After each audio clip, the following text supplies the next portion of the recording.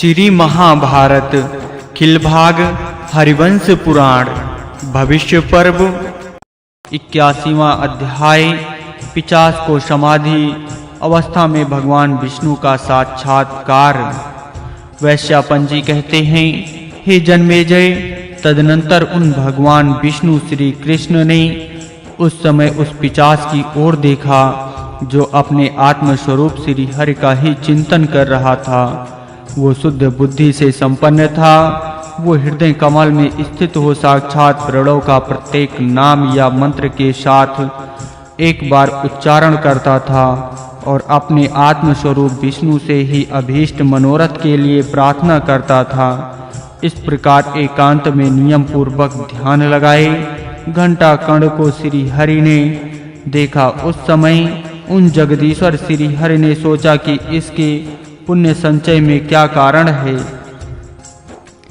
उसके पुण्य कर्म के कारण के विषय में चिरकाल तक चिंतन करके वह इस निश्चय पर पहुँचे, यहाँ कुबेर के उपदेश से पृथ्वी पर अनेक बार वासुदेव, कृष्ण, माधव इत्यादि नाम ले लेकर निरंतर मेरा कीर्तन करता रहा।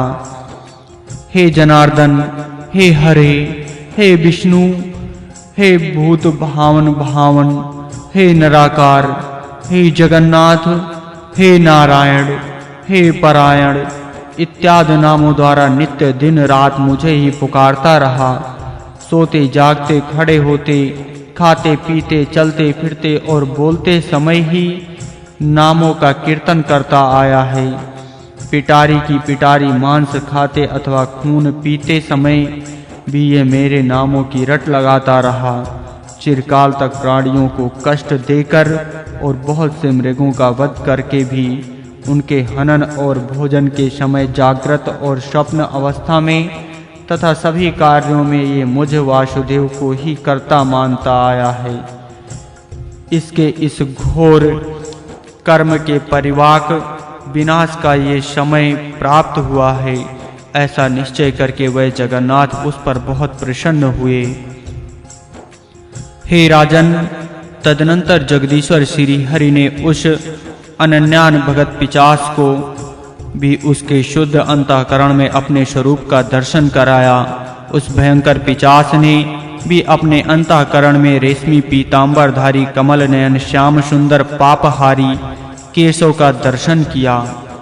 वह भगवान विष्णु हाथों में शंख, चक्र और गदा लिए हुए थे।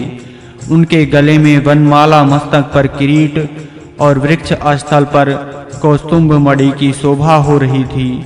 उनका हृत प्रदेश श्री वत्स की आभा से आच्छादित हो रहा था। वह नील वर्ण की मेघ के भांत कामनीय कांति धारण करते थे, गरुड़ की पीठ पर विराजमान थे और भव भय व्यंजन करने वाले थे। उनकी चार भुजाएं शोभा पाती थीं। उनकी वाणी मंगलमयी थी। वे सर्वव्यापी कल्याण स्वरूप प्रभु निश्चल भाव से खड़े थे। उनका ना कहीं आद है ना अंत। वे नित्य मायावी मायापति हैं। उन पर किसी की माया नहीं चलती है। वे सत्य युक्त, सदा शुद्ध, बुद्ध, गांभ तथा नित्य निर्मल हैं। इस प्रकार हृदय के भीतर प्रकट हुए जगदीश्वर विष्णु का बारंबार दर्शन करके आंख खोले बिना ही अपने आप को कृतार्थ मानने लगे। अहो, अब सर्वव्यापी शुभ स्वरूप साक्षात भगवान विष्णु हरि ने मुझे दर्शन दिया है। निश्चय ही वह श्री हरि मुझ पर प्रसन्न हैं। इसी से मैं उनका दर्शन पा सकता हूँ। मेरे जन्म का प्रयोजन सिद्ध हो गया। इससे बढ़कर मेरे लिए अब और कौन सा कर्तव्य शेष है। मेरी अज्ञानमयी गांठें खुल गई और इंद्रियां भी वश में हो गई हैं। श्री हरि का स्मरण होने पर मैं ऐसा मानता हूँ कि प्रायः मेरा मन जीत लिया गया।